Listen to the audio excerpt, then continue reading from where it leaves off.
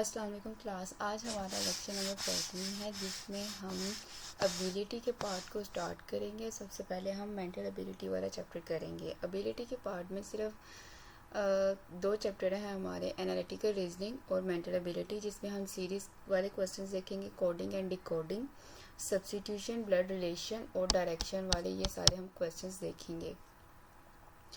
As you know हमारे mathematics के 3 parts होते हैं, एबिलिटी सेशन के 3 पार्ट्स होते हैं, जिसमें हमारा एक पार्ट मैथमेटिक्स का होता है, एक पार्ट स्टैटिस्टिक्स का होता है और एक पार्ट मेंटल एबिलिटी का होता है।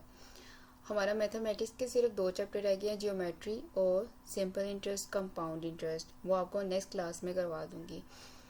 स्टैटिस्टिकल पार्ट हमारा कंप्लीट हो चुका हुआ है, इंशाल्लाह भी हम मेंटल एबिलिटी वाला पार्ट अपना कंप्लीट करेंगे।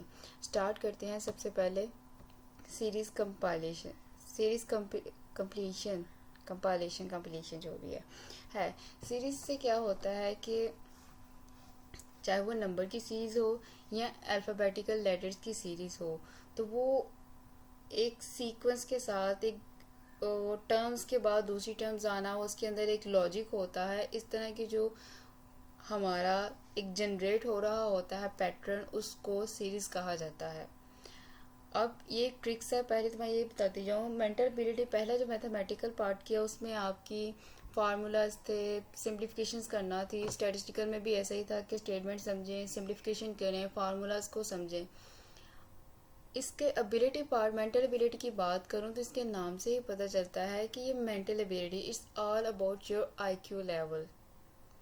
इसमें कोई फार्मूलाज नहीं होते, कोई वो कह लीजिए स्टेटमेंट तो आपने समझनी ही होती है, कोई लाज नहीं होते, कुछ भी ऐसा नहीं होता। इसमें आपकी बस एक मेंटल एबिलिटी होती है, आपका अपना कितना कैलिबर है, कितना आईक्यू लेवल है, ये उस तरह से क्वेश्चंस होते हैं और आपको इसको, आप खुद इसको किस तरह से कर रहे हैं।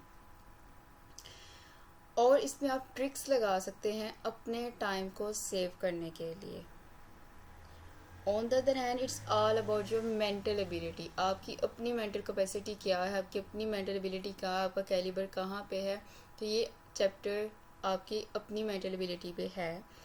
और इसके साथ साथ मैं आपको ना, क्योंकि इसमें आपको जितनी आप प्रैक्टिस करेंगे, जितनी आप प्रैक्टिस करेंगे, उतना आपका क्वेश्चन को देख के उस चीज़ के लॉजिक को डिफाइन कर पाएंगे उतनी जल्दी। तो इसमें कुछ ट्रिक्स हैं जो आपको बताई जाएंगी, सिखाई जाएंगी। पहले जो फार्मूलाज ट्रिक्स सिखाएंगे, कुछ ऐसी ट्रिक्स होंगी जो 100% यूज़ होंगी, आप उनको यूज़ करेंगे। जैसे हमने उसमें रेशियो एंड प्रोपोर्शन में वो एरो वाली ट्रिक सीखी थी, वो 100% काम कर रही थी। इसी तरह से इस चैप्टर में भी बहुत सी ऐसी ट्रिक्स होंगी जो 100% काम करेंगे, बट कुछ ऐसी ट्रिक्स भी होंगी जो 100% जिन पे आप रिलाई नहीं कर सकते, बट आप उनको यूज़ करके किसी हद तक अपने लिए आसानी क्रिएट कर सकते हैं।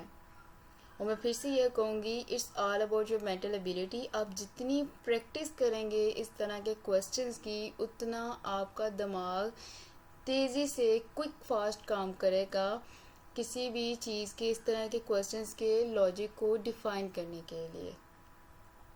इसके साथ साथ मैं आपको ग्रुप में कुछ गेम्स ऐसी होती हैं जिसमें series, letter coding, letter word find करना होता है, जंबल वो होते हैं हमारे पास वर्ड्स, लेटर्स होते हैं जिनसे हमने वर्ड्स बनाना होता है। मैं आपको उन गेम्स के या उन ऐप्स के लिंक शेयर करूँगी, आप उनको प्ले लिस्ट से डाउनलोड करके उधर से प्रैक्टिस करें। उसमें वो मैं इसलिए सजेस्ट कर रही हूँ, बेसिकली आपने करनी तो प्रैक्टिस ही है ना, तो आप चाहे गूगल से निकालें, यूट्यूब से निकालें या एक्सरसाइज से दिए गए क्वेश्चंस को सॉल्व करके देखें। बट गेम का ये चीज़ है, मैं खुद स्टूडेंट्स को वही सजेस्ट करती हूँ। मैं खुद भी अगर करना हो तो मैं उसी को ही, गेम्स को ही करती हूँ प्रेफर। वो इसलिए कि उसका आंसर उसी टाइम मिल जाता है एक, और दूसरा आंसर, एक तो आंसर मिल जाता है, दूसरा अगर आपका गलत हो भी जाए तो आपको लॉजिक भी उसी टाइम ही डिफाइन कर दिया जाता है। और उसमें एक चीज़ गेम्स का आपको ये चीज़ पता है कि वो इजी लेवल से फिर डिफ़िकल्ट लेवल की तरफ लेके जाता है। तो इसलिए मैं आपको वो ऐप्स के लिंक शेयर कर दूंगी ताकि आप उधर से अपनी प्रैक्टिस कर लें। करनी तो बेसिकली प्रैक्टिस है, तो वो आप उधर से भी कर सकते हैं। आप गेम भी खेलें, आप पढ़ भी लें, प्रैक्टिस भी कर लें। अब सीरीज के लिए हमारा एक पहला जो अगर नंबर सीरीज आपको आ रही है उसके लिए आपकी ट्रिक ये है, ये 100% वाली ट्रिक नहीं है। इसमें आप क्या करिएगा, आप सीरीज जो आपके पास आई उसमें देखें अगर वो स्लो डिक्रीज हो रहा है। कुछ सीरीज ऐसी होती है जिसमें एक नंबर मतलब कुछ ग्रेटर में जा रही होती है, कुछ स्लो में मतलब डिक्रीज में जा रही होती हैं। तो अगर स्लो डिक्रीज हो रहा है तो पहले उसमें कुछ माइनस करके देखें खुद से, और अगर सडन डिक्रीज हो रहा है तो उसको डिवीजन करके देखें। इसी तरह से इंक्रीज केस में अगर स्लो इंक्रीज है तो ऐड करें, फास्ट इंक्रीज है तो मल्टीप्लाई करें, वेरी फास्ट इंक्रीमेंट है तो उस किसी नंबर का स्क्वायर लेके उसको ऐड या सब्ट्रैक्ट करें। इसी तरह से क्यूब का भी यही है।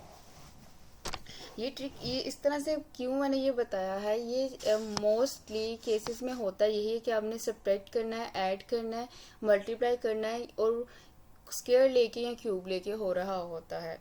जैसे हमारे पास ये फर्स्ट क्वेश्चन है 6, 7, 11, 20। वो कह रहा है आपके पास ये एक सीरीज है, मुझे लास्ट वाला नंबर बताइए कि 20 के बाद क्या आता है। हमने इसको लेट कर लिया, ये x है। और एक चीज़ मैं आपको ये भी बताती हूँ, स्टूडेंट्स यहाँ पे ये समझते हैं कि हमें इसके नंबर्स वगैरह तो आपको मिलते हैं, आप इन स्टेप्स के भी नंबर हैं, बट इन स्टेप्स से ज़्यादा आपके इस जो एक आपको आपने देखा होगा जब हमें ये पेपर में क्वेश्चन आता है CSS के पेपर्स में 5 नंबर के 5 क्वेश्चंस आए होते हैं। एक क्वेश्चन है वो 5 नंबर का होता है और उसके 5 ही ऐसे पार्ट्स बने होते हैं। तो कहने का मतलब ये कि एग्जामिनर को एक प्रेजेंटेशन आपकी मैटर करती है कि आपने स्टेप बाय स्टेप कैसे काम किया, ताकि आप एग्जामिनर को अपने ट्रस्ट में ले सके, उसके ऊपर उसको कॉन्फिडेंस आए, उसका कॉन्फिडेंस गेन कर सके कि आपने खुद किया है। तो ये जो उसको बेसिकली आपको जो नंबर मिलना है एक, वो आपको इस आंसर का मिलना है कि ये एक्स क्या है। तो इसलिए आपके 5 नंबर के 5 क्वेश्चंस आए होते हैं, नहीं तो आप बाकी क्वेश्चन जितने भी होते हैं वो हम एक क्वेश्चन होता है और 5 नंबर का होता है। तो उसकी हर चीज़ उसकी नंबरिंग डिफाइन होती है कि आपने डाटा का आपको एक नंबर मिलता है, फार्मूला का एक नंबर मिलता है, सिंप्लीफिकेशन का एक नंबर मिलता है, देन आंसर का एक नंबर मिलता है और होल प्रेजेंटेशन का एक नंबर मिलता है, और कुल मिला के आपके फिर 5 नंबर बन जाते हैं। बट ये जो एबिलिटी वाला पार्ट है इस सीरीज वाले क्वेश्चंस में खासतौर पे आपको 5 नंबर के 5 क्वेश्चंस आए होते हैं, जिसमें सिर्फ और सिर्फ एग्जामिनर आपके आंसर की बेस पे आपको एक नंबर देता है। लेकिन आप अपनी ये जो हमारा वो है सिंप्लीफिकेशन या जो ये लॉजिक हम डिफाइन कर रहे होते हैं, आप इसको इग्नोर नहीं करेंगे। क्यों गलत करें, उसी पेज पे करें जहाँ पे आपने इसको डिफाइन करना है, ताकि एग्जामिनर को इतना तो पता चले, उसको आप कॉन्फिडेंस में ले सकें कि आपने वर्किंग की है, ऐसा नहीं किया कि आपने किसी से पूछ के लिख ली है। तो ये कॉन्फिडेंस गेन करना भी बहुत ज़रूरी होता है। हमने एक्स फाइंड करना है, तो अगर देखा जाए मतलब फोकस ही करना, मैं तो आपको ट्रिक ही समझाई थी, क्वेश्चन तो आप खुद भी कर सकते हैं प्रैक्टिस करके। तो फोकस किया जाए अपना, वो कह लीजिए मैं क्या बोल, इसमें ट्रिक लगाई जाए तो हम देखेंगे 6 के बाद आ रहा है 7। अब ये 7 कैसे आया जी, हम 6 + 1 कर देंगे, 7 आ गया। ओके, सेकंड नंबर हमारा जनरेट हो गया। लॉजिक सब में एक जैसा होता है, ऐसा नहीं कि फर्स्ट 2 नंबर्स में और होगा, सेकंड में और होगा, थर्ड में और होगा, ऐसा भी होता है। बट 2 या 3 अगर ऑड नंबर्स वाले ऑड जो नंबर प्लेसेस पे आ रहे होते हैं उनका सीक्वेंस, उनका लॉजिक एक होगा। इवन प्लेसेस पे जो आ रहे होंगे उनका लॉजिक ऐसा एक होगा। ये तब होगा जब एक क्वेश्चन में 2 या 3 दो एक से ज़्यादा लॉजिक लग रहे होंगे, वो इस तरह से होता है। बट एक चीज़ है, अगर एक ही लॉजिक लग रहा है तो सब में एक लगता है। ऐसा नहीं कि 7 के बाद हम कुछ और ऐड करेंगे तो इस तरह से होगा। अब हमने 1 ऐड किया तो इसका मतलब इसका कंसेक्टिव नंबर 2 है, तो हम 2 ऐड करें तो हमारे पास आ रहा है 9, लेकिन हमें तो चाहिए 11। तो इसका मतलब ये जो हम कंसेक्टिव इंटीजर्स वाला एडिशन वाला लगा रहे थे, ऐसा नहीं है। इसके बाद हम दूसरा लॉजिक लगाते हैं, 6 + 1 का स्क्वायर ऐड करते हैं। ये भी हमारे पास क्या आ गया, 6 + 1 7 ही होता है। और 7 में अगर हम 2 का स्क्वायर ऐड करें, 2 2 ज़र 4 और 7 4 11 होता है। इसका मतलब ये हमारा लॉजिक जा रहा है। अभी तक हमारे नंबर जनरेट हो गया। 11 में हम 3 का स्क्वायर ऐड करते हैं, कंसेक्टिव इंटीजर्स का स्क्वायर ऐड करें तो 11 + 9 20। इसका मतलब हमारा ये लॉजिक, ये जो हम लगा रहे हैं एक सीरीज डिफाइन करने के लिए, ये बिल्कुल ठीक जा रहा है। तो it means to say that अगर हम 20 में 4 का स्क्वायर ऐड कर दें तो 36 आंसर आएगा। 20 + 4 का स्क्वायर 16 होता है, 36 आंसर आएगा। ये हमारा एक्स है।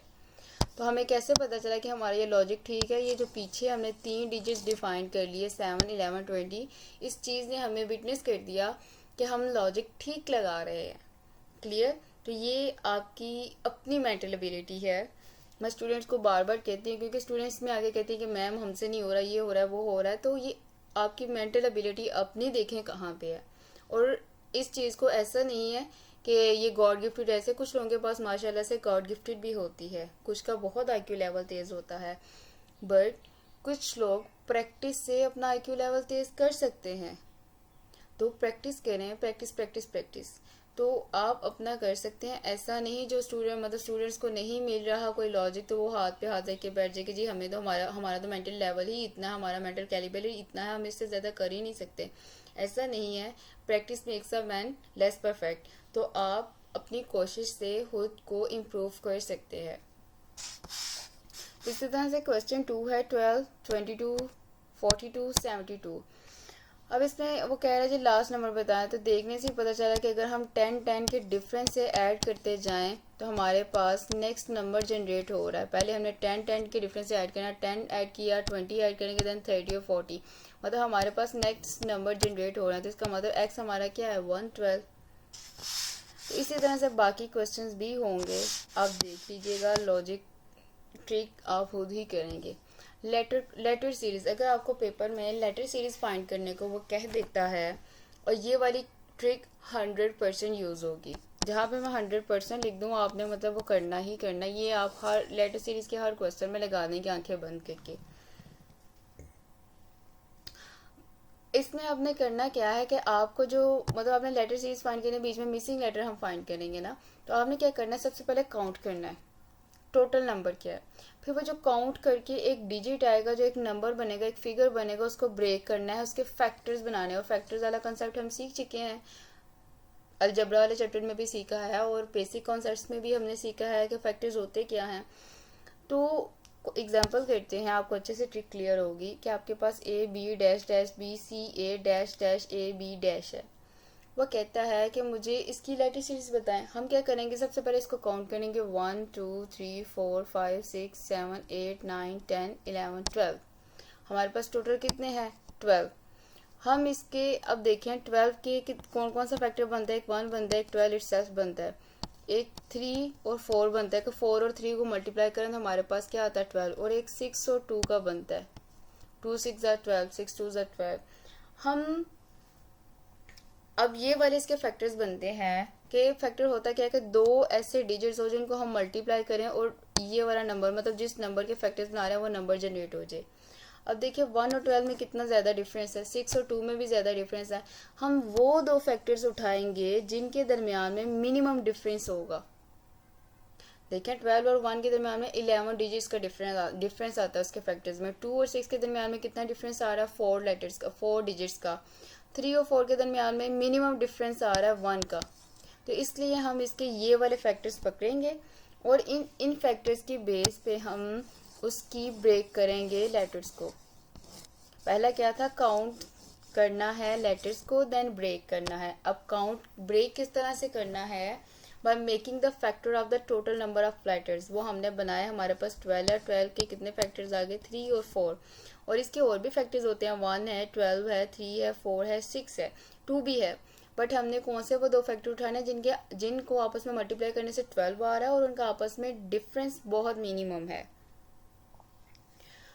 अब हम इसको ब्रेक कैसे करेंगे, तो इन दोनों में से स्मॉलेस्ट लेटर कौन सा है 3, तो हम इसको 3 पार्ट्स में करके ब्रेक करेंगे। जैसे ये देखिए ए बी, और मैंने इसको ब्रेक कर दिया हुआ है इस स्लैश से, मैं इसको ये ब्रेक किया हुआ है।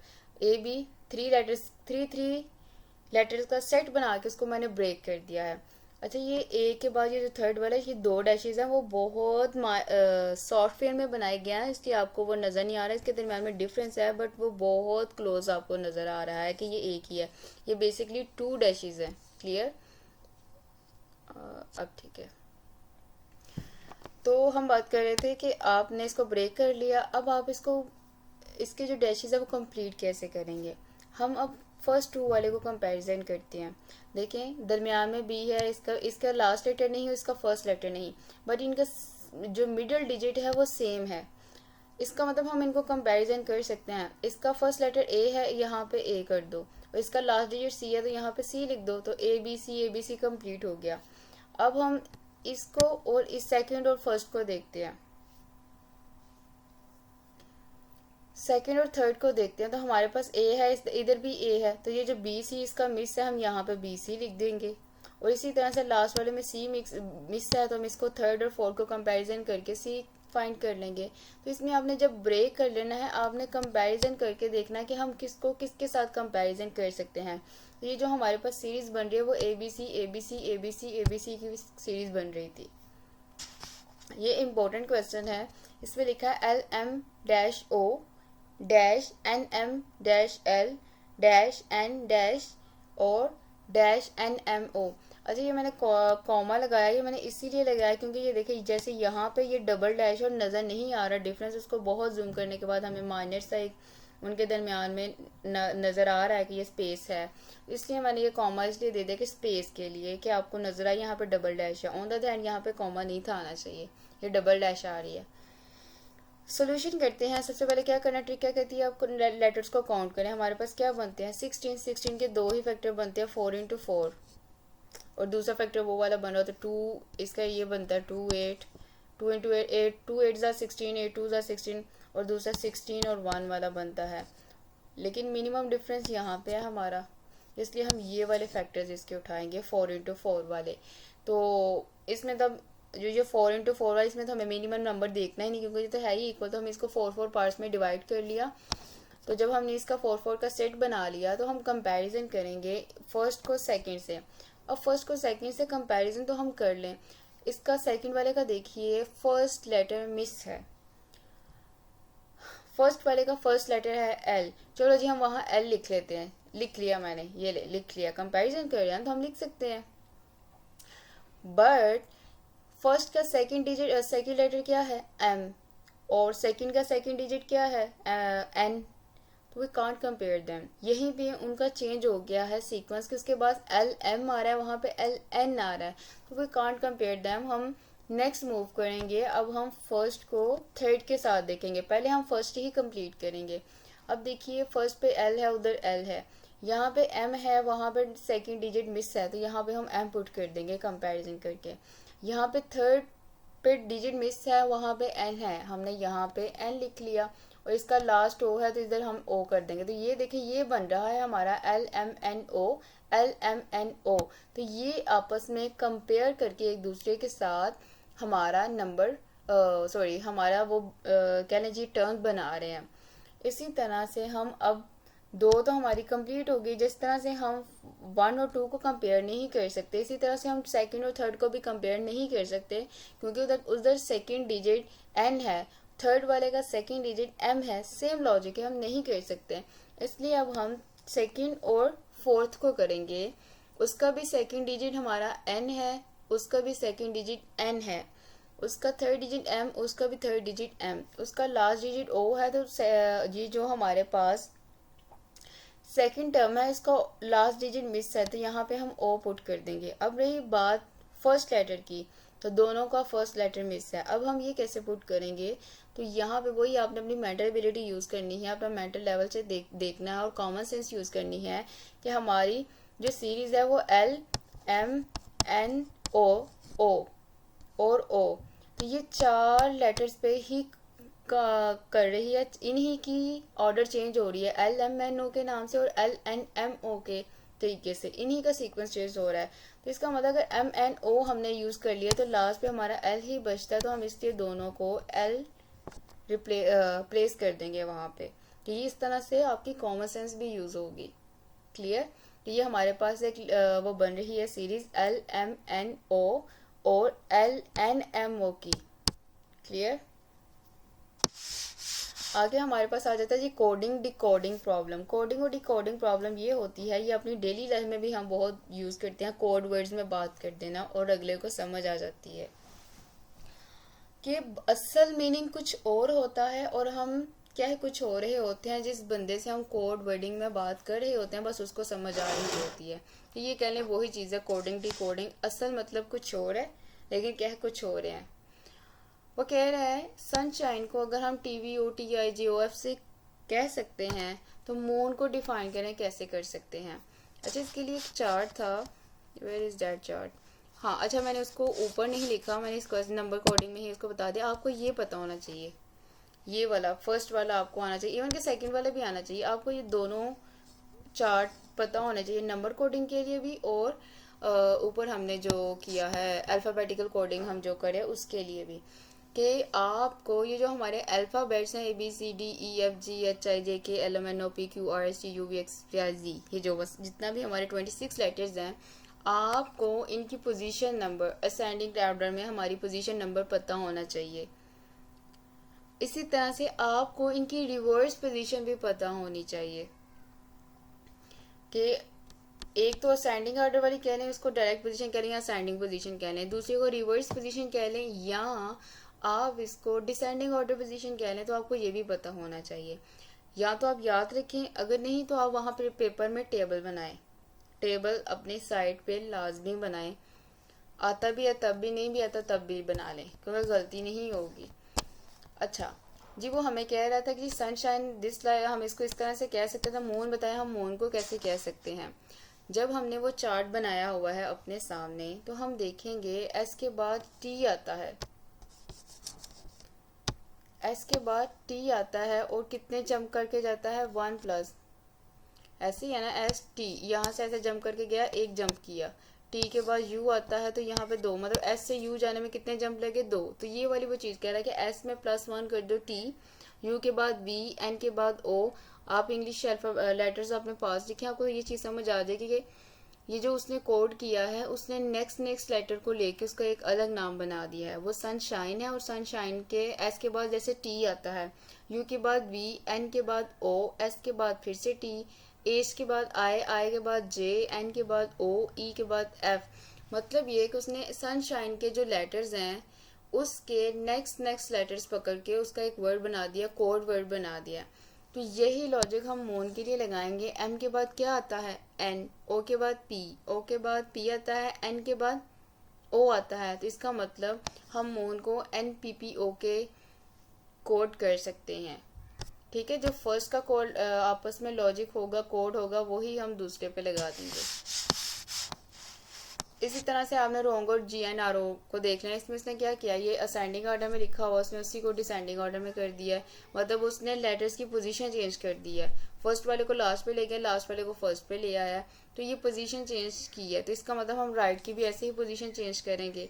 बात यह है कि जो फर्स्ट की आपस में रिलेशन बन रहा है वही हम सेकंड को फाइंड करने के लिए रिलेशन डिफाइन करेंगे, तो वो हमारे पास THIGIR बन जाएगा। नंबर कोडिंग के लिए मैंने आपको यही बोला था कि आपको अल्फ़ाबेटिक कोडिंग के लिए भी, लेटर कोडिंग के लिए भी, नंबर कोडिंग के लिए ये चार्ट लाजमी आना चाहिए। तो वो कह रहा है if A is coded as 1, अगर हम ए को कोड करते हैं 1, B is coded as 2 and so on, how is BIDDIC code, इसका कोड क्या बनेगा। उसने ए और बी का हमें बताया, मतलब वो किस पोजीशन में है, असेंडिंग पोजीशन में है। ए की पोजीशन 1 है, बी की 2 है, तो इसका मतलब हमने असेंडिंग पोजीशन में जाना है। तो हम सिंपली क्या करेंगे, बी का नंबर 2 है, आई का नंबर 9 है, DD 44 होता है और IC 93 होता है। ये देखिए ना, बी का 2, डी का 4, आई का 9 और देन हमारे पास फिर सी आता है, सी का है 3। तो उसने इसी से उसका एक कोड बना दिया 294493 से। अब जल्दी से कमेंट में अपने अपने नाम का एक कोड वर्ड जो आपका बनता है, जैसे ये मेरा नाम है ATIQA, तो मेरा फर्स्ट A, टी पे मेरा नंबर क्या है जी 22 आई गेस, ना 22 नहीं है 20, तो 20, आई पे 9, क्यू पे मेरा आ रहा है 17 और फिर 1, तो मेरा कोड बनता है 1209171। तो जल्दी से कमेंट में अपने अपने नाम का इस तरह से कोड बना के असेंडिंग ऑर्डर में भी और डिसेंडिंग ऑर्डर का भी अपना कोड बना के कमेंट करें। ये क्लास एक्टिविटी है। इस तरह से वो कह रहा है if cap is coded as 61, वो कह रहा है ये वर्ड है हमारे पास कैप, इसको अगर हम 61 कोड कर सकते हैं, देन पेन को कैसे कोड करेंगे। हम चार्ट पे जाएंगे, उसने लिखा हुआ जी कैप, कैप के सी का थर्ड होता है, असेंडिंग आर्डर को सबसे पहले देखेंगे, फिर ए का 1 आता है, ये असेंडिंग आर्डर को हम देख रहे हैं। पी का क्या है हमारे पास बच्चे, ये 16 है, ये हमारे पास 16 आ गया। इसको ऐड करके देखते हैं क्या हमारे पास 61 बनता है। 61 3 4 20, ये तो नहीं बन रहा। इसका मतलब ये इसका मतलब ये कि ये वाला असेंडिंग ऑर्डर नहीं लेना। अब हम इसको रिवर्स पोजीशन में देंगे। पहले हम सबसे पहले ये चेक करेंगे, असेंडिंग और रिवर्स पोजीशन देखेंगे। अगर ये काम करिए ठीक है, नहीं करेगी फिर हम कोई और लॉजिक की तरफ जाएंगे, लेकिन मोस्टली यही आते हैं। ए का 20, सी की पोजीशन है हमारे पास 24, ए की 26, देन पी है, पी की पोजीशन है हमारे पास यहाँ पर रिवर्स पोजीशन है 11। इसको करते हैं 6 4 10 और 11 1, 6 4 10 और 1, यहाँ पे 1 आता है, 2 2 4 4 6 और ये 1 हमने कैरी किया हुआ था 61। तो ये बन जाता है कैप को अगर रिवर्स पोजीशन में ऐड कर दें उसके स्पेसिफिक जो पोजीशन बन रही है, तब हमारे पास 61 आता है। तो इसका मतलब वो जो पेन वाला है उसकी रिवर्स पोजीशन को ऐड करते हैं। पेन का पी का 11, ई का 22 और एन का है हमारे पास एन 13। तो अगर हम इसको ऐड करें तो हमारे पास बनता है 6 और 6 66। ये हम इसको इस तरह से कोड कर सकते हैं। तो मतलब जो फर्स्ट के लिए आपका लॉजिक होना चाहिए वही आपका सेकंड के लिए होना चाहिए। अच्छा, यहाँ पे एक मिस्टेक हो चुकी हुई है। पी की तो यहाँ पे मैंने रिवर्स पोजीशन सही नहीं लिखी, मतलब ई की 22, पी की 11 थी, यहाँ पे 11 आना चाहिए, ए की 22 आनी चाहिए और इसकी 13 आनी चाहिए, तो 66 आंसर आएगा। ये थोड़ा इसको मैं करती हूँ, इसको मैं हाईलाइट कर लूँ, इसको मैं करके भेजूंगी आपको एडिट, इसको मैं करना है। ये आपका इसका 66 पोजीशन है।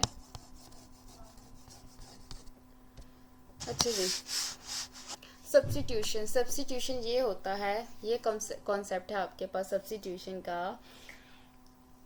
एक चीज को आप किसी दूसरी चीज से रिप्लेस कर दें किसी दूसरे नाम के साथ, बट वो ओरिजिनली वही हो। जैसे हूँ तो मैं जैसे हम क्लास में जैसे हम होते थे स्टूडेंट्स, हम जो स्टूडेंट्स होते हैं क्लास में अक्सर टीचर टीचर वाली गेम्स खेलते थे, मोस्टली गर्ल्स ऐसा करती हैं। होते तो हम स्टूडेंट्स ही थे बट हम टीचर भी बन के टीचर का रोल शुरू कर देते थे। वो इस तरह से ये चीज़ कि बेसिकली आप जो हो आप हो, बट आप फॉर द टाइम टेम्पररी तौर पे खुद को किसी दूसरे नाम के साथ रिप्लेस कर रहे हो, हम उसको सब्स्टिट्यूट कर रहे हैं। सब्स्टिट्यूशन ये होता है एक जगह एक अगर एक्स है ना, लेट्स सपोज एक्स है, तो मैं एक्स को वाई के साथ सब्स्टिट्यूट कर दूं, एक्स की रिप्लेसमेंट पे वाई लिख दूं। जैसे ये एक्सप्रेशन है X square plus Y square is equal to Z square. हाँ ठीक है, अब मैं कहती हूँ मैं एक्स को रिप्लेस कर रही हूँ टी से, सब्स्टिट्यूट कर रही हूँ। सब्स्टिट्यूशन रिप्लेसमेंट एक ही चीज़ होती है। मैं एक्स की जगह टी स्क्वायर कर दूँ वाई स्क्वायर, बाकी इक्वेशन मेरी वही रहेगी। तो ये चीज़ होती है सब्स्टिट्यूशन के, आप एक चीज़ को दूसरे नाम के साथ कर दो, लेकिन जब आप उसको कर रहे हो देखने वाले को पता चल रहा हो कि आपने सब्स्टिट्यूशन की है। ये मैथमेटिक्स में बहुत कॉमन है, खासतौर पे हर मैथमेटिक्स में। अब क्वेश्चन हमें कह रहा है if cook is called butler, है कुक ही लेकिन उसको हम कह रहे हैं बटलर, मतलब जब मैंने बटलर बोला आपको समझ आ जाए कुक की बात हो रही है। Butler is called manager, manager is called teacher, teacher is called clerk, clerk is called principal. यहाँ पे प्रिंसिपल भी आएगा, एक प्रिंसिपल का भी आएगा। लेकिन जब मैं आपको बोलूँ बटलर तो आपको समझ आ जाए उसकी बात करी है, कुक की बात करी है, मतलब है कुक ही लेकिन बस टेम्परेरी तौर पे इसको मैं बटलर कह रही हूँ, आपके साथ एक गेम खेल रही हूँ। तो इस तरह से आपने ये माइंड में रखना है। और उसने आपसे बोला who will teach in A class, तो हम जल्दी से क्या बोलेंगे टीचर, बट टीचर कौन है यहाँ पे, कौन है यहाँ पे टीचर, मैनेजर। उसने मैनेजर को बोला हुआ टीचर, सॉरी हाँ उसने मैनेजर को बोला हुआ टीचर। तो जब हमने टीचर कह दिया तो इसका मतलब हमारा आंसर गलत आएगा, हम तो मैनेजर की बात कर रहे हैं, हमने इसको रिप्लेस किया हुआ है। तो हम यहाँ पे कहेंगे, जब हम कहेंगे ना क्लर्क, तो क्लर्क का मतलब है टीचर। दोबारा रिपीट करती हूँ, उसने नामों को चेंज किया हुआ है लेकिन उनके अपने करेक्टर वही हैं। अगर मैं कह रही हूँ क्लर्क, तो इसका मतलब मैं टीचर की बात कर रही हूँ। अगर कह रही हूँ बटलर, तो इसका मतलब मैं कुक की बात कर रही हूँ। तो क्वेश्चन उसने पूछा है who will teach in the class, class में कौन पढ़ाता है, तो हम कह देंगे जल्दी से टीचर। तो जब मैं कह दूँ टीचर, मैं आंसर भी कर दूँ टीचर, तो इसका मतलब वो आंसर गलत है, क्योंकि उसने बोला था टीचर मैनेजर है। उसने मैनेजर के नाम को टीचर से रिप्लेस किया हुआ था। जब मैं कहूँगी क्लर्क, तो क्लर्क टीचर है, तो इसका आंसर क्लर्क है। ये क्वेश्चंस बड़े वो मज़े के होते हैं, बट बड़े फोकस से करने पड़ते हैं आपको। ब्लड रिलेशन 100% ये ट्रिक चलेगी। ब्लड रिलेशन में ये है कि अगर आपसे अपर जनरेशन की बात हो रही है, लाइक ये जो मैंने यूनिट्स लिखे हुए हैं, mother father grand mother aunty uncle, फिर यंग जनरेशन की मतलब सिबलिंग्स कजन्स फ्रेंड्स जो भी होते हैं, लो जनरेशन आपसे छोटे जो होते हैं, सन डॉटर नेफ्यू नीस, इस तरह की जो बात हो रही होगी आपने ऐसे एरोज लगाने हैं।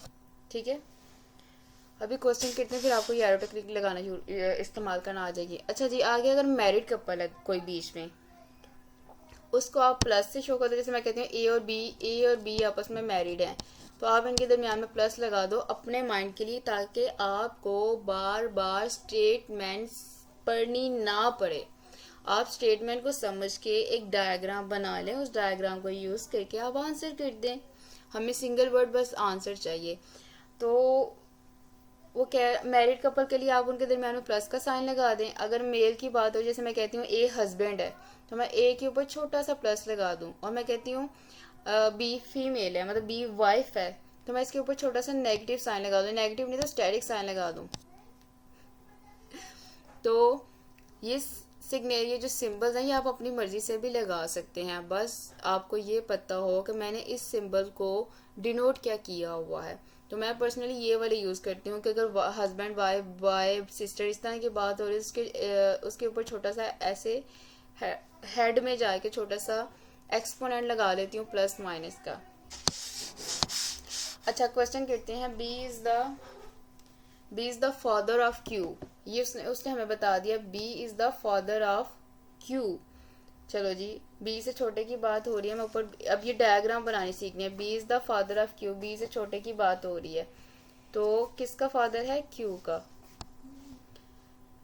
अब उसने हमें बता दिया हुआ है बी क्या है, फादर है, और फादर कौन सा जेंडर होता है, मेल। तो इसका मतलब मैं इसके ऊपर छोटा सा प्लस का साइन लगा देती हूँ अपनी आसानी के लिए, कि मुझे बार बार स्टेटमेंट ना समझनी पड़े।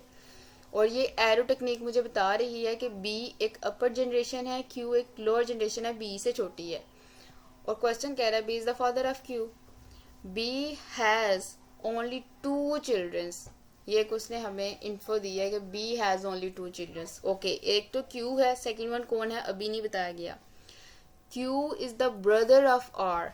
ओके, सिबलिंग की बात हुई है, तो ये वाला एरो हम लगाएंगे, Q is the brother of are.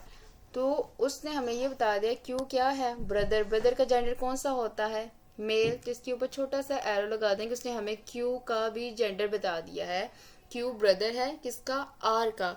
But हमें उसने आर का कुछ नहीं बताया कि आर सिस्टर है या ब्रदर है, इसलिए अभी हम फॉर द टाइम आर को छोड़ देंगे। बस इतना पता चला है जी, क्यू आर आपस में क्या है, सिबलिंग्स हैं।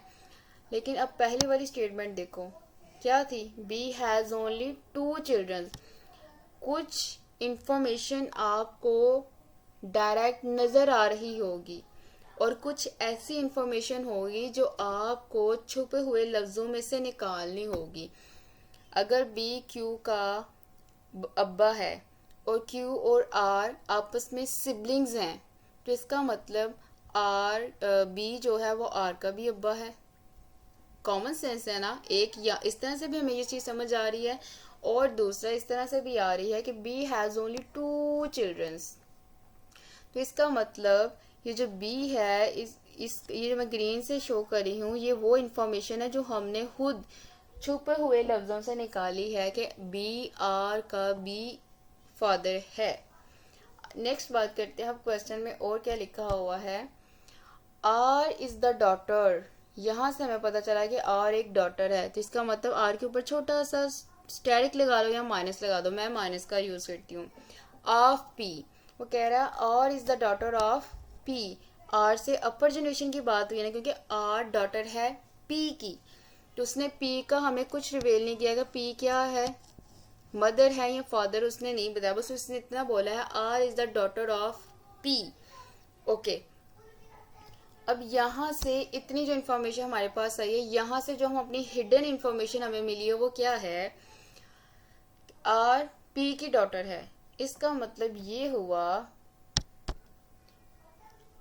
आर पी की डॉटर है और क्यू और आर आपस में क्या है, सिबलिंग्स। तो इसका मतलब ये जो बी है, क्यू और आर, अगर ये दोनों सिबलिंग्स हैं, बी क्यू का अब्बा है, तो इसका मतलब बी आर का भी अब्बा है, फादर है। आर और क्यू आपस में क्या है, सिबलिंग्स। तो इनका मेल जेंडर तो हमें, मतलब जो फादर है वो तो हमें पता चल गया, एक पेरेंट का पता चल गया जी वो फादर है, बी फादर है हमारा पास उनके। तो अगर आर डॉटर है पी की, तो इसका मतलब ये जो पी है, आर के अब्बा बी हैं, तो ये जो पी है ये आर की क्या लगती है, मदर। इसलिए इसके ऊपर भी छोटा सा साइन हम लगा देंगे माइनस का, कि ये हमारे पास क्या है, मैं इसको ग्रीन लेटर से ही शो करती हूँ, ग्रीन मार्कर से, ये हमारे पास क्या है, मदर है। तो इसका मतलब अगर आर डॉटर है पी की, तो जो ये पी है ये इसकी भी अम्मी हुई, क्यू की भी मदर हुई, क्योंकि क्यू और आर आपस में क्या है, सिबलिंग्स हैं। इस तरह से ये जो कॉमन सेंस वाली चीज़ें ये आपने खुद निकालनी है। अगर बी क्यू और आर के फादर हैं, पी क्यू और आर की मदर हैं, तो इसका मतलब बी और आर पी और बी आपस में क्या है, मैरिड। तो ये आपस में कपल बन गया, तो ये एक फैमिली बन गई हमारे पास। अब हम देखते हैं क्वेश्चन हमें आगे क्या कह रहा है। A is the granddaughter of P. A एक नया बीच में आया है member, is the granddaughter of P. P की ग्रैंड डॉटर है, तो इसका मतलब हम इसको ऐसे नीचे ले आते हैं, ऐसे हम कर लेते हैं, यहाँ पे ला के ना मैं इसको लिख लेती हूँ पी ए क्या है, ग्रैंड डॉटर है किसकी, पी की। अब जो ग्रैंड डॉटर होती है, आपको पता है बेटे की एक माँ है, उसका जो बेटा है उसकी आगे बेटी है, तब वो जो बेटी है वो भी मतलब उसके लिए ग्रैंड डॉटर है। और अगर बेटी की बेटी है तो वो भी अपनी नानी के लिए ग्रैंड डॉटर है। तो हमें सिर्फ ये बताया गया है A is the granddaughter of P. पहली बात ये डॉटर है, इसका मतलब यहाँ पे नेगेटिव साइन की एक डॉटर है, और दूसरा उसने बताया ये ग्रैंड डॉटर है किसकी, पी की। इसका मतलब ये हुआ या तो ये क्यू की बेटी है या ये आर की बेटी है, क्लियर। लेकिन हमें ये नहीं पता किसकी ये बेटी है। अब हम अगली स्टेटमेंट से देखते हैं, पता लगाते हैं जी। आगे वो कह रहा है एस, एक नया मेंबर आ गया, S is the father of A. S क्या है, फादर है किसका, ए का। तो हम यहाँ पे रख के ना एस, यहाँ पे मैं एस लिखती हूँ, एस यहाँ पे पॉजिटिव साइन, एस क्या है, फादर ऑफ ए।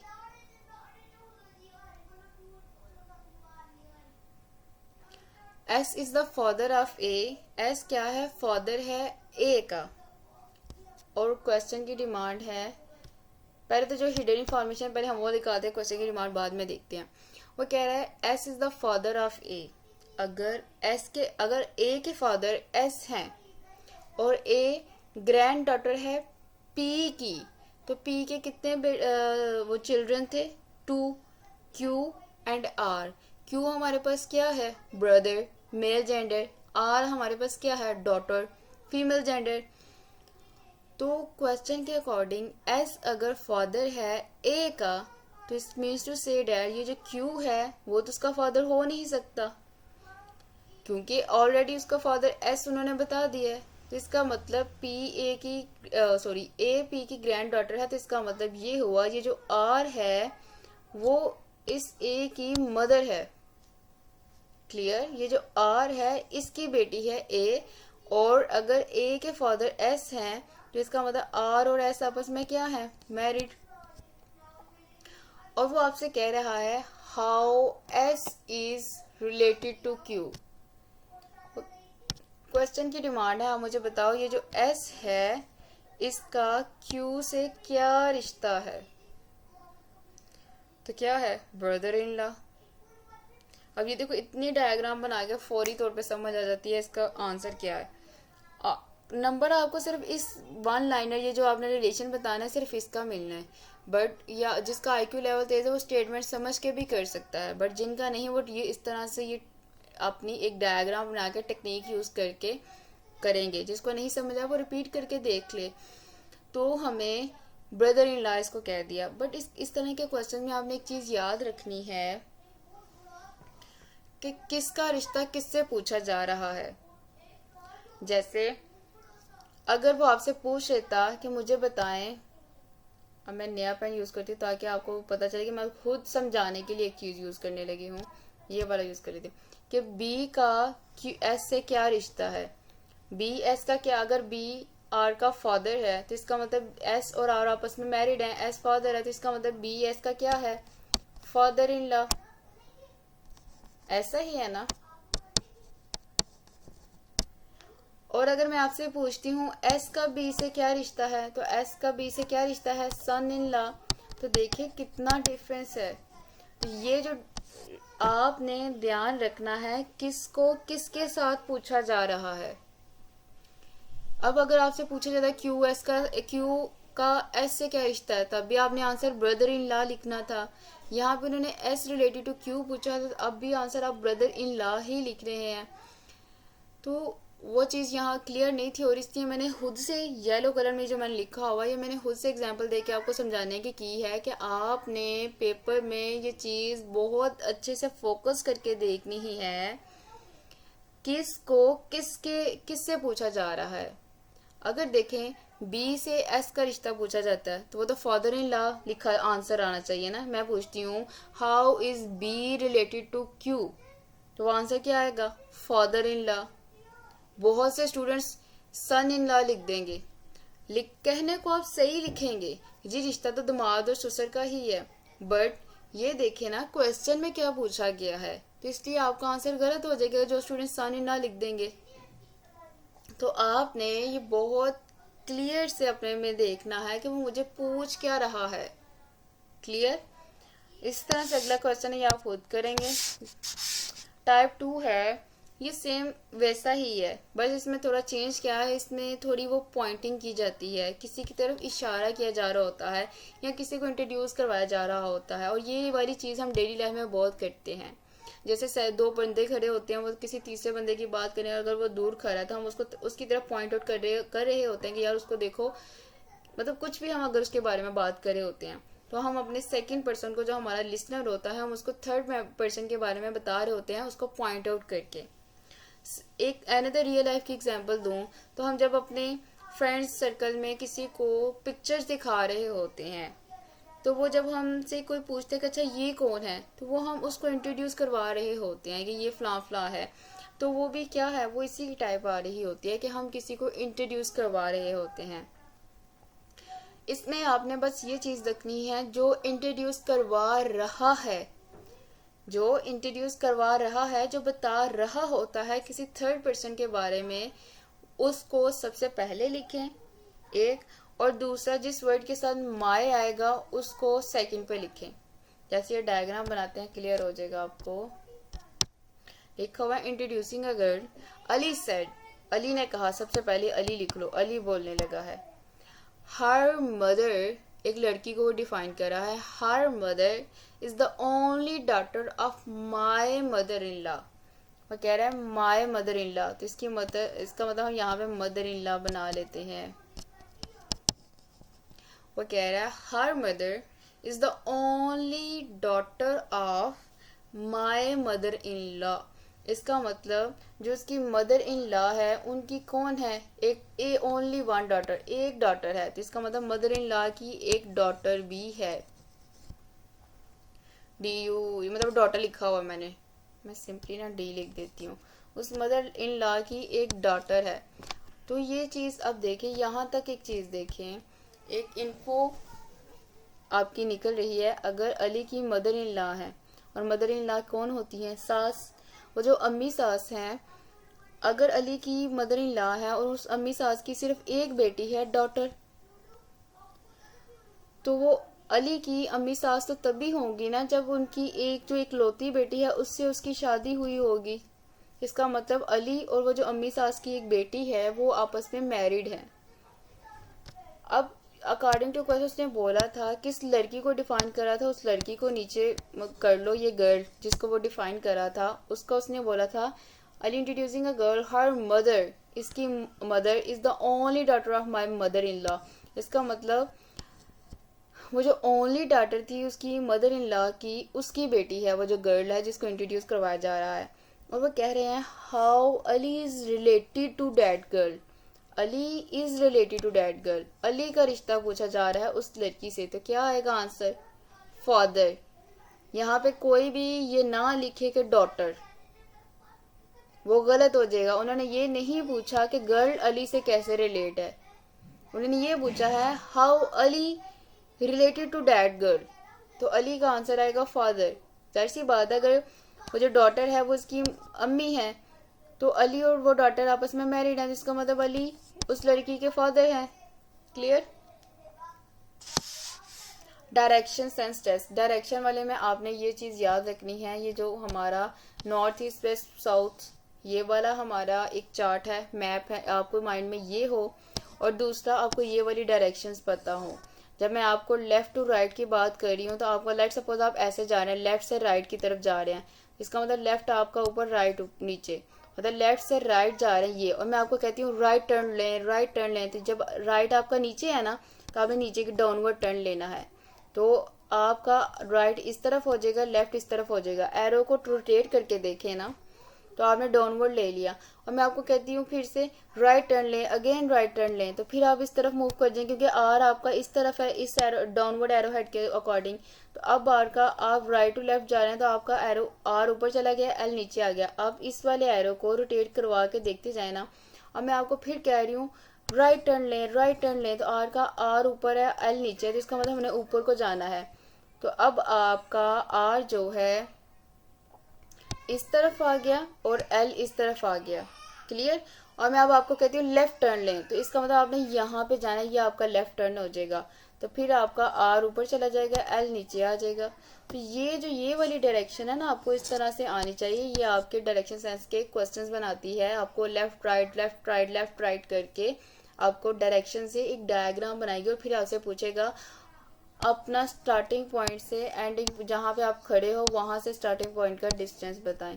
इस तरह के क्वेश्चंस आते हैं और आपको ये मैप आना चाहिए। अच्छा जी, वन पेपर टेस्ट में और या एमपीटी में एमसीक्यूज लेवल पे जिस तरह के क्वेश्चंस आते हैं वो ये है कि if X is west of Y.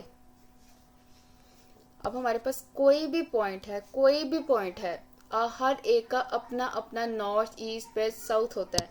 Let's suppose में ये एक पॉइंट है हमारा, तो इसका अपना नॉर्थ ईस्ट वेस्ट साउथ है। अब यही पॉइंट यहाँ से उठ के यहाँ पे आ गया तो यहाँ पे आके उसका अपना नॉर्थ ईस्ट वेस्ट साउथ हो जाएगा। तो इस यूनिवर्स में जहाँ पे भी कोई भी पॉइंट है उसका अपना नॉर्थ ईस्ट वेस्ट साउथ है। तो वो कह रहा है आपके एक्स में क्या है, वेस्ट है आपके, sorry X is the west of Y, X is the west of Y, अभी नहीं गुड्डे जाओ, X is the west of Y है, एक्स की no okay, X is the west of Y है, एक्स की वेस्ट की डायरेक्शन में वाई है, मतलब एक्स से यहाँ पे इसका नॉर्थ ईस्ट वेस्ट क्या है, एक्स की वेस्ट में वाई है। तो एक्स का अपना नॉर्थ ईस्ट, अगर मैं यहाँ भी बना नहीं सकते, हम इस मैप को यूज करते हैं। अगर एक्स खड़ा है यहाँ पे तो एक्स का नॉर्थ ईस्ट वेस्ट तो वो है, और उसके वेस्ट में क्या है, Y, X is the west of Y, sorry X Y के वेस्ट में है, तो इसका मतलब हमें वाई का पहले पता होना चाहिए, फिर वाई की डायरेक्शन से हम वेस्ट निकालेंगे। फिर आगे वो कह रहा है Y is the north of G, मतलब एक्स की जो पोजीशन है वो वाई पे डिपेंड कर रही है, हमें वाई का पता होना चाहिए, लेकिन वाई की जो पोजीशन है वो जी पे डिपेंड कर रही है। अगर हमें मतलब हमें पहले जी का पता होगा फिर वाई हम निकाल सकेंगे, वाई का पता होगा तो हम एक्स फाइंड कर सकेंगे। तो वो ये कह रहे हैं कि अगर मैं जी बनाती हूँ, ये देखो ये हमारा जी है, मतलब जी यहाँ पे है, तो जी की नॉर्थ में क्या है, वाई, नॉर्थ सबका कहाँ होता है ऊपर, तो यहाँ पे क्या है वाई, तो मैं इसके अपवर्ड में एरो करूंगी और वाई बना दूंगी। फिर वो कहता है जी वाई के वेस्ट में एक्स है, तो हाँ आपको मैंने बोला है कि हर पॉइंट का अगर यही पॉइंट यहाँ से यहाँ आ गया तो इसका नॉर्थ ईस्ट वेस्ट यहाँ से डिफाइंड होगा।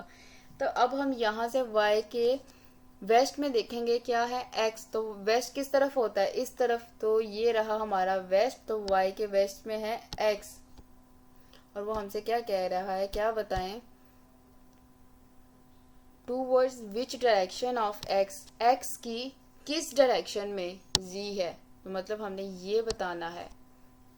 उसने ये नहीं पूछा towards which direction of G is X, उसने पूछा है towards which direction of X is G. तो देखें ये वाला जो एरो है, ये एरो, ये जो इस तरह से टिल्डेड एरो जा रहा है, इस मैप में देखें अगर यहाँ पे हम एक्स को खड़ा कर देते हैं, एक्स का अपना ईस्ट वेस्ट नॉर्थ साउथ है ना, अगर हम यहाँ पे एक्स को खड़ा कर देते हैं और ये वाला एरो देखें इसके साथ ओवरलैप करवा के देखें, मैच करके देखें किसके साथ मैच हो रहा है, ये जो साउथ ईस्ट वाला एरो है और ये वाला एरो है, क्या सेम नहीं लग रहे, तो इसका मतलब एक्स के जी में क्या है, साउथ ईस्ट में जी है। अगर आपसे यही क्वेश्चन इससे आ जाता है कि जी के डायरेक्शन में हमें, जी के डायरेक्शन में बताएं एक्स कहाँ, तो यहाँ पे जी करें और ये एरो ऐसे हो जाना था, तो ये वाला एरो इसके साथ मैच करके देखें यहाँ से नॉर्थ वेस्ट में आ रहा है, तो जी की नॉर्थ वेस्ट में एक्स है और एक्स की साउथ वेस्ट में जी है। तो इतना फर्क पड़ जाता है आपकी गलत इंटरप्रिटेशन से। अगर आप क्वेश्चन को गलत इंटरप्रेट कर लेते हैं, उसको समझ लेते हैं गलत, तो आपका आंसर भी गलत आएगा। तो कितना फर्क है ना नॉर्थ वेस्ट और साउथ ईस्ट का। तो ये आपने फोकस करना है किसको, किससे पूछा जा रहा है। इस तरह से ये क्वेश्चन है, आई ड्रोव साउथ, मैं साउथ में गया, मतलब मैं यहाँ पे खड़ा हूँ, आपका ईस्ट वेस्ट साउथ यहाँ पे है, तो साउथ कहाँ है ये, तो वो कह रहा है आई ड्रोव साउथ। अब हम एक वो डायग्राम बना रहे हैं, आई ये जहाँ से नीचे जाएगा साउथ में कितना गया 4 किलोमीटर, सॉरी 6 किलोमीटर फर्स्ट पे है। वो कह रहा है साउथ से, साउथ में मैं 6 किलोमीटर गया, देन लेफ्ट, लेफ्ट, और जब आपका डाउनवर्ड एरो था लेफ्ट राइट किस तरफ था, इसलिए ये वाले एरोज आपको याद होने चाहिए। किसने आपको बोला है मैंने लेफ्ट टर्न लिया, मतलब इस तरफ गया तो आपको कितना लगा, कितने किलोमीटर गया, 2 किलोमीटर मैंने मूव किया यहाँ से इस तरफ जाते हुए। अब मैं यहाँ पे खड़ा हूँ, देन राइट, राइट टर्न ले लिया, तो आपका लेफ्ट ऊपर राइट नीचे, मतलब नीचे को टर्न ले लिया कितने 4 kilometre. Then right drove 2 kilometre, फिर से उसने 2 किलोमीटर का टर्न ले लिया, यहाँ पे खड़ा हो गया, राइट टर्न ले लिया। How far I am from the starting point, मतलब वो यहाँ खड़ा है, वो कह रहा है मुझे यहाँ से यहाँ का डिस्टेंस बताएं का कितना है।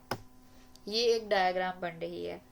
अब वही थोड़ी सी कॉमन सेंस यूज करो, तो यहाँ पे अगर देखो, अगर हम इसको, इस वाले पॉइंट को इसके साथ मिलाने की कोशिश करें, तो क्या ये एक स्क्वायर रेक्टेंगल नहीं बन रहा, और रेक्टेंगल की क्या प्रॉपर्टी होती है, उसकी अपोजिट साइड इक्वल होती हैं। क्लियर। तो अगर ये 2 की है तो ये 4 की वन साइड है, तो उसकी जो अपोजिट साइड है वो इक्वल होती है, तो ये भी 4 की है। तो यही एक क्वेश्चन उसने बनाया हुआ है, वो चीज़ मैंने आपको डिफाइन किया कि ये एक रेक्टेंगल है तो उसके अपोजिट साइड्स आपस में इक्वल होते हैं, तो इसका मतलब वो 4 किलोमीटर है, तो बी ई का डिस्टेंस भी आपस में 4 है। तो हमने फाइंड करना है ए से, हमने फाइंड करना है ए ई का डिस्टेंस। डिस्टेंस को मैथमेटिक्स में ऐसे बार लाइन से शो किया जाता है, जिन 2 पॉइंट्स के दरमियान हमने डिस्टेंस शो करना होता है उसको ऐसे बार लाइन से शो किया जाता है। वो कहता है मुझे ए और ई का डिस्टेंस बताएं।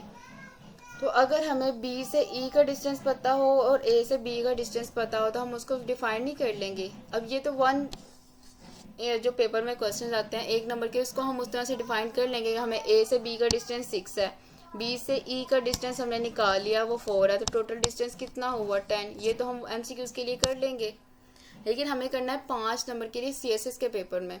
तो आप ये सारा प्रोसीजर करेंगे। इसमें आप सबसे पहले क्या करेंगे, ये जो ए बी सी डी हैं ये हमने बताए हैं, खुद से अपने पॉइंट्स बताए हैं, तो हम सबसे पहले उसको ये पॉइंट्स बताएंगे कि ये पॉइंट्स हमने किस तरह से लिए हैं।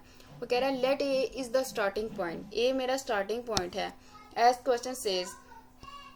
अब अकॉर्डिंग टू क्वेश्चन मतलब ए बी का डिस्टेंस, मैंने आपको बोला ये जो एक लाइन बोल रही हूँ ना ए बी डिस्टेंस, तो जो ए बी डिस्टेंस है वो हम मैं मैथमेटिक्स में ऐसे शो करूँगी।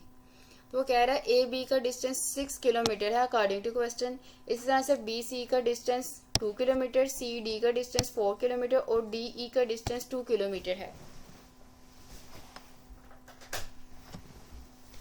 तो ज्वाइनिंग ई टू बी, हम खुद से ज्वाइन कर रहे हैं E to B. It is clear from the figure C D parallel है बी ई के। ये जो लाइन है ये शो कर रही है पैरेलल। पैरेलल का मतलब ये होता है कि दो लाइंस अगर जा रही हैं तो वो इक्वल जा रही हैं, एक दूसरे को किसी पॉइंट पे कट नहीं कर रही। और जो रेक्टेंगल है उसकी भी प्रॉपर्टी ये होती है कि उसकी अपोजिट साइड्स इक्वल होती हैं, क्योंकि वो एक दूसरे के पैरेलल होती हैं, वो इक्वली जा रही होती है, मूव कर रही होती हैं अप एंड डाउन हॉरिजेंटल में। तो वो कह रहा है अगर ये पैरेलल है तो इसका मतलब बी ई का डिफरेंस क्या है हमारे पास 4 किलोमीटर, क्योंकि सी डी का डिफरेंस 4 किलोमीटर है। तो बी ई का डिफरेंस सॉरी डिस्टेंस भी 4 किलोमीटर होगा। तो हमें ए ई का डिस्टेंस फाइंड करना है, तो ए बी के डिस्टेंस को और बी ई के डिस्टेंस को हम ऐड कर दें तो हमारे पास स्टार्टिंग पॉइंट से एंडिंग पॉइंट पे जहाँ पे हम खड़े हैं वो डिस्टेंस हमें पता चल जाएगा। तो वो क्या है, तो ये वाली जो 18 लाइन है ये लाजमी लिखनी है। I am 10 kilometre away from the starting point. I am इसलिए लिखा क्योंकि क्वेश्चन में लिखा हुआ था आई ड्रोव, तो इसलिए मैंने आई एम लिखा। तो वहां पे अगर क्वेश्चन में अगर ही शी कुछ लिखा होता तो फिर मैं भी ही शी लिख देती। तो क्वेश्चन में ये चीज़ भी ध्यान रखनी है। तो ये हमारा खत्म होता है जी मेंटल एबिलिटी का चैप्टर, यहाँ खत्म होता है। ये एक्सरसाइज है और मैंने जैसे कि आपको पहले भी बोला है स्टार्टिंग पे कि आप इसकी जितनी प्रैक्टिस कर सकेंगे उतना ही आपका दिमाग क्वेश्चन को देखते ही जज कर लेगा कि इसकी सीरीज ऐसे कैसे है, इसकी कोडिंग कैसे बनाई गई है, और कुछ ट्रिक्स फॉलो करें। और साथ ही साथ मैं आपको व्हाट्सएप ग्रुप में कुछ प्ले स्टोर से कुछ गेम्स कहूँगी, मतलब बेसिकली वो आपकी स्टडी की हैं। Series coding letter, series letters, jumbled letters, इनकी वो गेम्स हैं, आप उनकी वहीं से प्रैक्टिस करें, उनको खेलें और आपके साथ साथ मेंटल एबिलिटी की प्रिपरेशन हो जाएगी। क्लियर। अब जो हमारा दूसरा चैप्टर है एनालिटिकल रीजनिंग, मेंटल एबिलिटी का सेकंड चैप्टर है एनालिटिकल रीजनिंग। अब इस रीजनिंग में मतलब नाम से पता चल रहा है कि कुछ रीजंस हमें गिवन होंगे और उस रीजंस या जो कंडीशन सिचुएशंस हमें गिवन होंगी, जो सिनेरियो गिवन होगा उसके अकॉर्डिंग हम क्वेश्चंस के आंसर कर सकेंगे। और सादा लफ्ज़ों में बात करूँ, आप इसको कॉम्प्रीहेंशन की तरह समझें। जैसे हमारे पेपर में कंपोजिशंस कॉम्प्रीहेंशन आती हैं ना, हम उसको डील करते हैं, उसके कुछ क्वेश्चंस होते हैं उसको आंसर करते हैं, और ये उस तरह से ही लगभग ऑलमोस्ट ये वैसा ही है। बट कैसे करेंगे, इसमें आप रीजनिंग्स लगाएंगे। क्लियर। तो इसमें मैं सिर्फ एक क्वेश्चन समझाऊंगी क्योंकि it's all about your mental ability. इतनी लंबी वीडियो मैं नहीं कर सकती। और दूसरा ये है कि आपको सब इसका एनालिटिकल रीजनिंग में सारे एक तरह के ही क्वेश्चंस होते हैं। आपको कुछ सिनेरियो गिवन होता है, उसमें कुछ कंडीशंस दी होती हैं, उन कंडीशंस को यूज करते हुए आपने आंसर करना होता है क्वेश्चंस के। अब फर्स्ट क्वेश्चन है there are 6 cities A B C D E and F। ये एक इन्फो गिवन है कि यहाँ पे कितने सिटीज हैं, 6, और उसके उसने नाम भी बता दिए। आगे वो हमें कह रहा है हमने सबसे पहले, अच्छा पेपर में हमें सिर्फ वो जो क्वेश्चंस हैं हमारे उनके आंसर हमने करने हैं, इसी के नंबर हैं। ये जो बीच में आप कर रहे होंगे ना, ये आपकी अपनी मर्जी है, करना तो करो, नहीं करना तो ना करो, इसका कोई कंसर्न नहीं, उसको सिर्फ आंसर से कंसर्न है। बाकी ये जो बीच में मैंने चार्ट सा बनाया हुआ है ये आपकी अपनी मर्जी है, आप अपने डिफरेंट तरीके से बना सकते हैं सिर्फ आंसर निकालने के लिए। तो मैंने ऐसे बना लिया। तो मैंने सबसे पहले 6 सिटीज के नाम लिख लिए ABCDEF। फिर वो कहता है क्वेश्चन में उसने स्टेशंस भी बताए हुए हैं, हिस्टोरिकल, हिल स्टेशन और इंडस्ट्रियल स्टेशंस। तो मैंने सबसे पहले इसमें पता क्या करते हैं, इस तरह के क्वेश्चंस में सबसे पहले क्वेश्चन को एक दफ़ा रीड कर लेते हैं ताकि समझ आ जाए कि क्वेश्चन में क्या क्या चीज़ गिवन है और कौन किस पे डिपेंड कर रहा है। तो मैंने क्वेश्चन को एक दफ़ा पढ़ लिया। A is not a hill station, B and D are not a historical place, D is not an industrial city, A and D are not historical city and A and B are not alike. तो इसका मतलब ABC उसने cities के नाम तो बताए थे but उसके साथ साथ उसने एक और डिस्कस की है, hill station, historical places, industrial city. ये 3 सिटीज़ की या प्लेसेस की वो बात कर रहा है बार बार। तो मैंने अपने हॉरिजेंटल वे में ये वाली चीज़ें भी लिख ली। Historical, hill station and industrial. तो उसने बोला है A is not a hill station, तो वहाँ पे जाके मैंने इसको क्रॉस कर दिया, जो ए है वो हिल स्टेशन में नहीं आ सकता। फिर इसने बोला B and E are not historical places, मतलब बी एक हिस्टोरिकल प्लेस नहीं, ये भी कट कर लिया, और ई भी एक हिस्टोरिकल प्लेस नहीं, मैंने वो भी कट कर दिया। D is not an industry city, उसने बोला डी जो है वो इंडस्ट्री सिटी नहीं, तो डी की कॉलम में जाके मैंने इंडस्ट्री सिटी वाले कॉलम को कट कर दिया। और वो कह रहा है A and D R not historical places, तो मैंने डी के कॉलम में जाके हिस्टोरिकल प्लेस को कट कर दिया और ए के कॉलम में जाके भी हिस्टोरिकल प्लेस को कट कर दिया, तो ये तो है ही नहीं। फिर उसने बोला A and B are not alike, ये एक कंडीशन है हमारे पास, इसको अब मैंने पॉइंट पे रख दिया। अब जब उसने बोला था ए और डी अपने वो नहीं है, हिस्टोरिकल प्लेसेस नहीं है, उससे पहले वो ये बता चुका हुआ है ए हिल स्टेशन नहीं है और डी हिस्टोरिकल प्लेस नहीं है। इसका मतलब जो बच गया है ए वो है, मतलब ए का सिर्फ एक बचता है, वो है इंडस्ट्रियल। इसका मतलब ए क्या है, इंडस्ट्रियल सिटी है, और डी क्या है हमारे पास, हिल स्टेशन है। क्लियर। इसी तरह से तो हमें कह चुका हुआ है A and B are not alike, are not alike. अब इसको यूज करते, अब बी को हम देख रहे थे, बी को कैसे करें कि बी हिल स्टेशन है या इंडस्ट्रियल सिटी है, बट इधर उसने कह दिया ए और बी नॉट अलाइक। इसका मतलब ए अगर इंडस्ट्रियल है तो बी हिल स्टेशन नहीं हो, इंडस्ट्रियल सिटी नहीं हो सकता। तो बी का इंडस्ट्रियल सिटी वाला कॉलम क्रॉस हो गया कि वो इंडस्ट्रियल सिटी तो नहीं हो सकता, तो इसका मतलब बी क्या है हमारा, हिल स्टेशन है। यहाँ पे ये बी भी हमें पता चल गया। बाकी इसके अलावा हमें कोई इन्फो गिवन ही नहीं थी कि सी क्या है, एफ क्या है, ई के बाकी चीज़ें क्या है। तो इसका मतलब बाकी जो हमारे पास रिमेनिंग सी ई एफ रह गए हैं वो कुछ भी हो सकते हैं, तो इसलिए मैंने इनको ऐसे मार्क कर दिया ये है, क्योंकि इनके बारे में तो हमें इन्फो ही नहीं थी गिवन।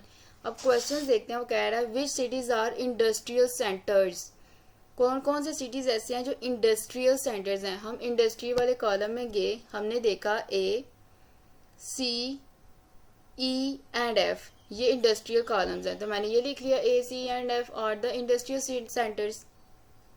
तो ये फायदा होता है चार्ट या इस तरह से कुछ बनाने का, ताकि आप बस देखो और फौरी आंसर करो, अपना टाइम बचाएं। पेपर में नहीं, इतना टाइम नहीं होता कि आप अपना टाइम वेस्ट करने बैठ जाए, ट्रिक्स यूज करें, जल्दी से अपना टाइम बचाएं। फिर वो कह रहा है which two cities are historical centres, historical centres में जाकर देखिए टू सिटीज ऐसे कौन से हैं जो हिस्टोरिकल हैं, वो सी और एफ है। फिर वो कह रहा है which city is a hill station and an industrial centre but not a historical place. वो कह रहा है ऐसा सिटी बताएं जो हिस्टोरिकल प्लेस नहीं बट वो हिल स्टेशन भी है और इंडस्ट्रियल भी है। तो हम चार्ट को देखेंगे तो पता चल जाएगा ई है, ई हिल स्टेशन नहीं, ओ सॉरी हिस्टोरिकल प्लेस नहीं है, बट ही ई जो है वो हिल स्टेशन भी है, इंडस्ट्रियल भी है, तो आंसर तो ये होता है अपना टाइम बचाएं और क्वेश्चंस को करें। तो इसी तरह से बाकी क्वेश्चंस भी ऐसे हैं कि आपको सिनेरियोज गिवन है, आपने उनको यूज करते हुए क्वेश्चंस के आंसर करने हैं। सबका एक जैसा ही तरीका है, but it's all about your IQ level. इंशाल्लाह हो जाएगा, मेहनत करिएगा, प्रैक्टिस करिएगा तो हो जाएगा। अब हमारा मेंटल एबिलिटी भी कंप्लीट हो गया है, स्टैटिस्टिकल पार्ट भी कंप्लीट हो गया है। अब मैथमेटिक्स के बस 2 चैप्टर रह गए हैं, geometry and simple and interest and compound interest. Geometry is the most important and the most favorite chapter of the examiner. आजकल ऐसा ही चला स्पाहा, ये CSS वालों के लिए मैंने लाइन बोली थी कि most important and favourite chapter of the examiner, और समझ में आ जाए तो मज़े क्या, उसके लिए आप जितनी प्रैक्टिस कर सकते हैं करिएगा। बाकी इसमें भी यही कहूँगी, मेंटल एबिलिटी में भी आप जितनी प्रैक्टिस कर सकते हैं उतनी करिएगा, तभी आप इसको कर सकेंगे, आपका टाइम सेव हो सकेगा। तो नेक्स्ट क्लास में हम सिंपल इंटरेस्ट, कंपाउंड इंटरेस्ट करेंगे, उसके बाद हम ज्योमेट्री करेंगे इंशाल्लाह। अल्लाह हाफिज़।